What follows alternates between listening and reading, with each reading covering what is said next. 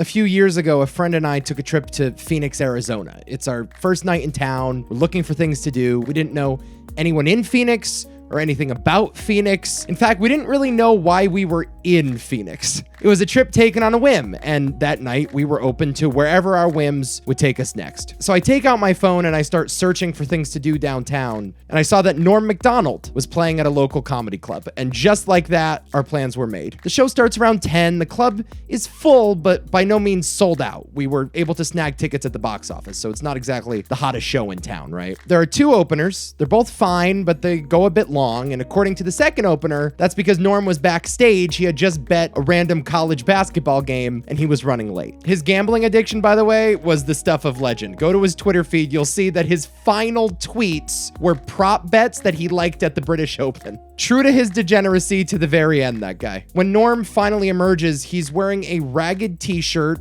underneath a suit jacket and a Chicago Cubs baseball hat. In one hand, he's got a Red Bull, and in the other hand, a handful of mints that he incessantly sucks on throughout the entire show. And I just watched his first Letterman appearance. Turns out the mint thing has been going on since at least 1990. Norm has exactly one tight hour of material. Just really sharp jokes, really smart premises. That was actually one of the more underrated aspects of Norm. He was a really good joke writer. Listen to interviews with him, watch him as a judge on Last Comic Standing. You'll appreciate how thoughtful he was about his craft. I love when he would talk about writing the perfect joke, a joke where the setup was the same as the punchline. Norm was fascinated by these sorts of challenges. He'd shackle himself up, lock himself in a box, and try to write his way out of it. Could you get laughs by repeating something the audience had already heard? Well, Norm, like Houdini, figured a way out of that box. Julia Roberts told reporters this week that her marriage to Lyle Lovett has been over for some time.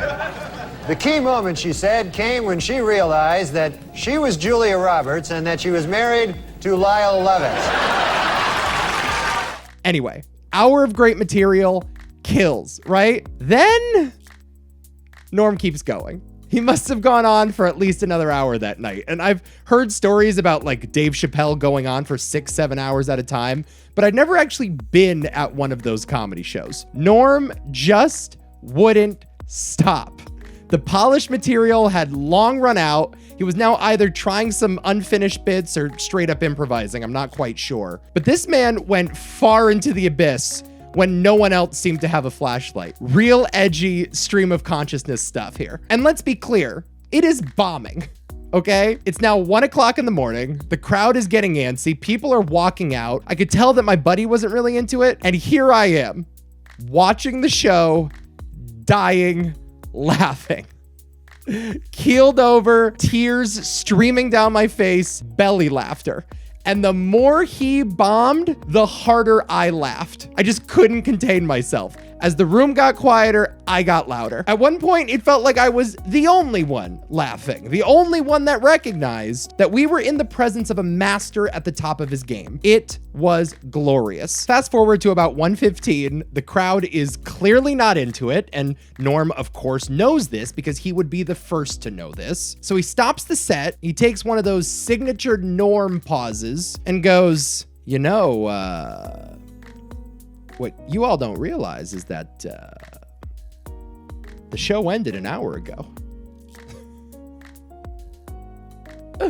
I hit the floor. That might have been the funniest thing I'd ever heard. Something special happened to me that night. Something that doesn't happen that often in life. But if you're anything like me, it's something that you grow to cherish. I feel the same way when I watch a Noah Baumbach movie or listen to music by Ben Folds. For you, it may be something totally different. I felt like this comic was speaking a language that only I could understand. It was like Norm and I were having a private conversation that the rest of the room couldn't hear.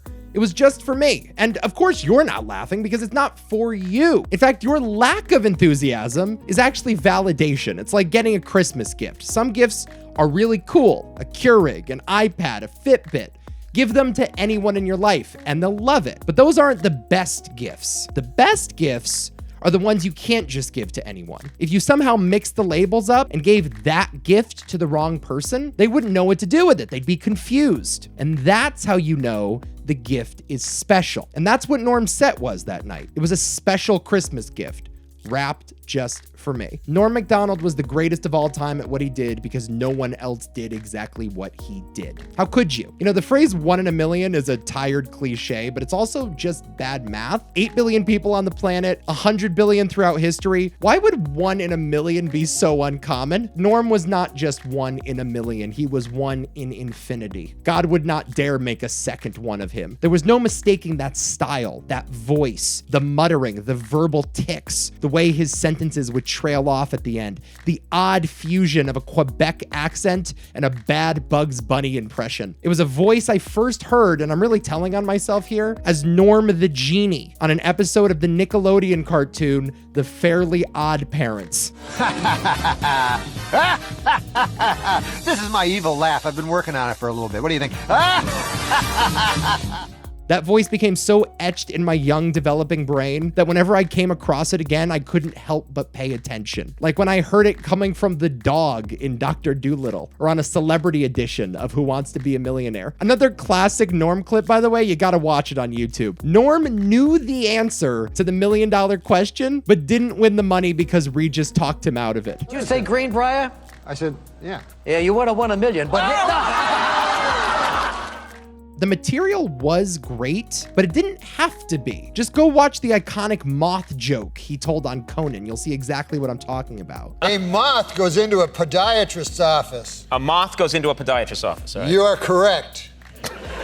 It's all vibe. It's all journey, not destination. It's like watching John Coltrane improvise a jazz riff. That's the power of Norm. He's like a naturally occurring element that scientists don't know how to classify. What do you do with something like that? So unique, so hard to find. Well, you do the same thing you do with a painting by Vermeer or a Honus Wagner rookie card or a panda bear. You preserve it. You make sure it outlives us. There were many times in his 3 decades in the public eye when it seemed like Norm would simply go away. After making too many jokes about his friend O.J. Simpson, NBC executive Don Ohlmeyer fired him from SNL. Dirty Work, a film that Norm made with Bob Saget, bombed at the box office and did even worse with critics. His sports show on Comedy Central lasted 9 episodes, which is about 9 episodes more than anyone actually saw. Yet, Norm persisted because people in the know, people who mattered in the world of comedy, knew better than to let someone so unique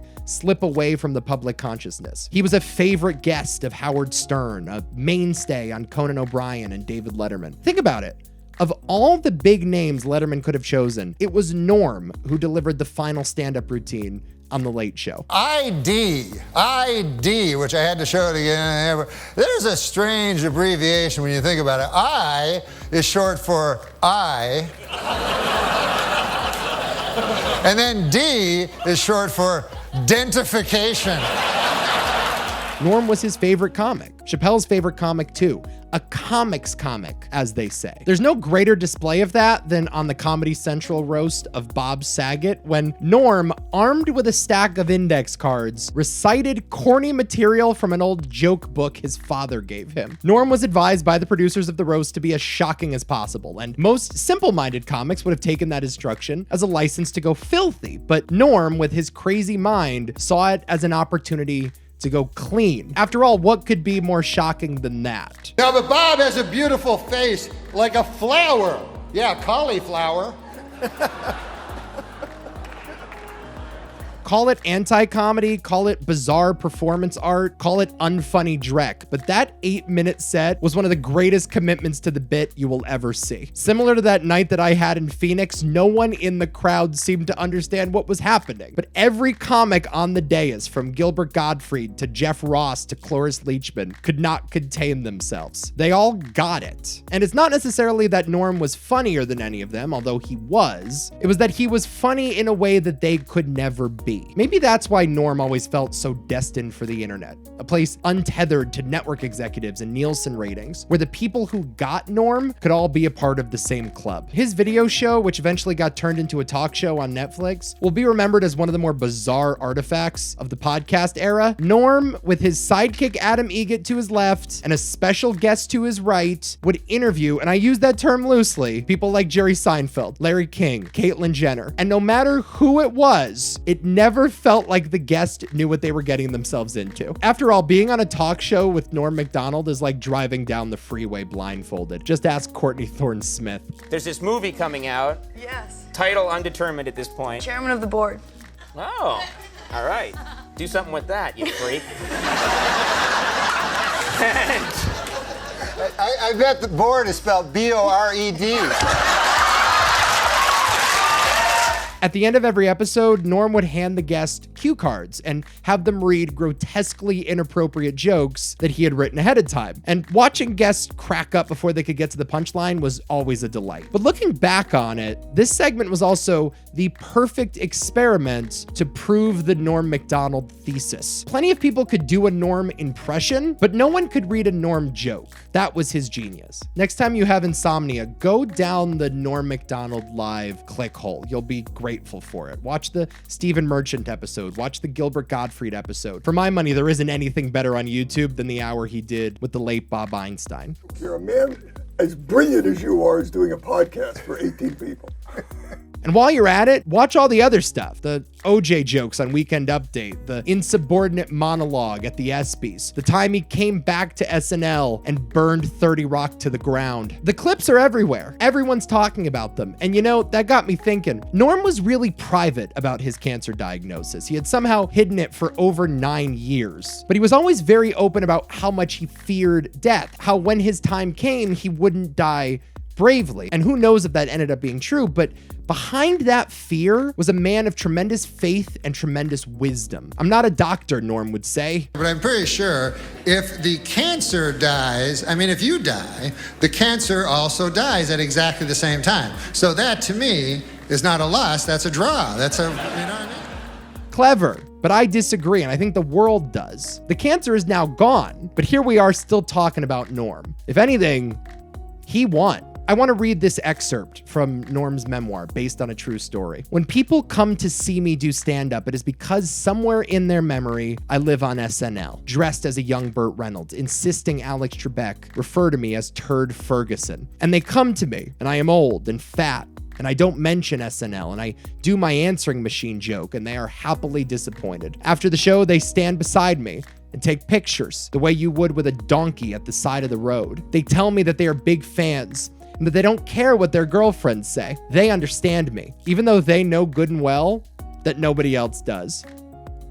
Sound familiar? This week, I was devastated by the loss of one of my heroes, but in that devastation, I learned something pretty profound. The sheer volume of in memoriams that popped up on social media, the universal embrace that these YouTube clips have enjoyed, everyone loved Norm. Everyone. And that's why I now realize my memory of that night in Phoenix must be a total fabrication. Of course I wasn't the only one laughing. How conceited would I have to be to think that? And of course that Bob Saget roast didn't bomb, because I haven't heard from a single person that remained silent in that crowd. All I've heard from are thousands of people online that say it was brilliant. Norm inspired that reaction out of people that few comics and frankly few pieces of art can inspire. While everyone laughs at Norm, everyone thinks they're the only ones laughing. I don't know what that phenomenon is, but I think it's something like this. Everyone finds Norm Macdonald funny. They know it in their gut. They laugh because laughter is involuntary, but they can't in their wildest dreams understand why. He's just too enigmatic. You can't point to, say, George Carlin's wit, or Eddie Murphy's impressions, or Richard Pryor's life experience. You just know on some level it's funny to you. But because you can't explain it, because you can't judge it against some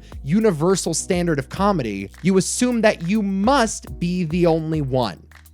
But you're not. Turns out, some people have such broad appeal that they end up sounding specific.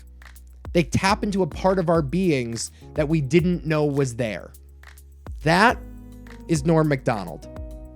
We all thought we were the ones that understood him, but the truth is, he was the only one who understood us. I'll miss him forever. Thanks, Norm, for everything. This is Cultured. We'll see you next week.